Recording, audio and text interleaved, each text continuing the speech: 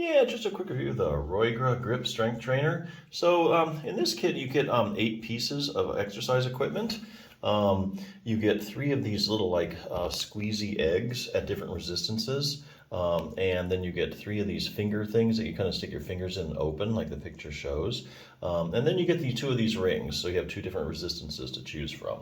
And there again, that's like a squeezing motion as well. With either of these 2, you can also squeeze them like this as well.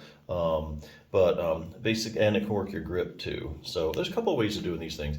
With these, you can kind of get creative. You can actually hold it in one hand and take the other finger and push it away, or even go sideways. So there's actually kind of versatile. There's a lot of different things you can do with this. But know that the main 2 hand motions that you're going to strengthen are squeezing or your grip, which is finger flexion, and then the opening, which is extension. So those are the 2 major ways. Like I say, you can get creative and do a couple other things like that, but so there are a versatility to a certain point.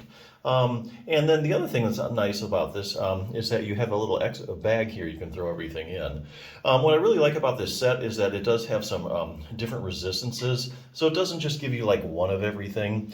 So here's the deal. If you're going to get a muscle stronger, you need to keep adding some resistance. So if you can do something, according to the literature, if you can do something 20 times, more than 20, you're building more muscular endurance than strength. So here again, if you can squeeze this egg, 20 times in a row, you're not really going to get any stronger muscular strength wise. You might build endurance up in your hand muscles. That's the ability of the muscles to contract over and over a repeated period of time, but you're not really going to build up any strength. So that's where these the different resistances come in. If you can do the light resistance, like 20 repetitions, then you go ahead and you go up to the next level, the harder one. And now you're challenging the muscle, and the muscle's like, hey, I have a reason to get stronger now. I got to lay down some more muscle fibers so I can get stronger and do this more. So that's kind of how the whole progressive resistance things work. Like I say, if you do one thing, like say you can lift a weight 10 times and you keep lifting it 10 times, muscle doesn't have any reason to really get any stronger. There's no reason for your body to lay down more muscle tissue if it doesn't really need to. So you got to keep challenging it, and I really like the idea of the progressive resistance. Now, if you do have some specific thumb issues, there's one other resource I want to bring up. Getting this from the Healthy Thumb Handbook.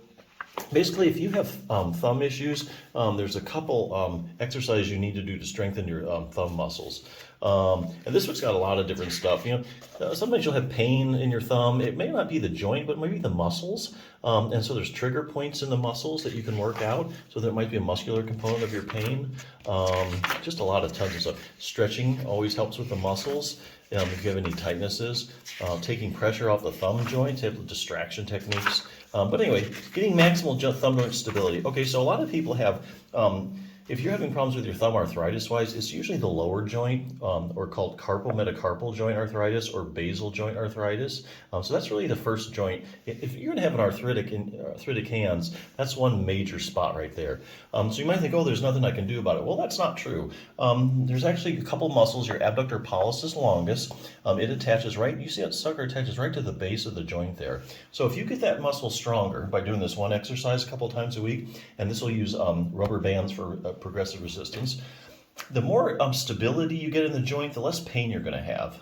Because when arthritic joints start to break down, you get excessive motion, and this excessive motion starts to strain the ligaments, and then you get all this kind of pain, all this arthritic type of pain. But you get more joint stability, every time you move your thumb, everything stays in place, you're going to have a lot less pain.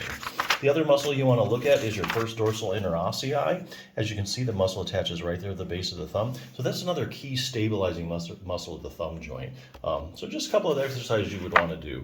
But hey, if you're looking for a general hand exercise set, not bad, especially for grip wise. You can do a lot to strengthen your grip with this set. So good set. Check it out.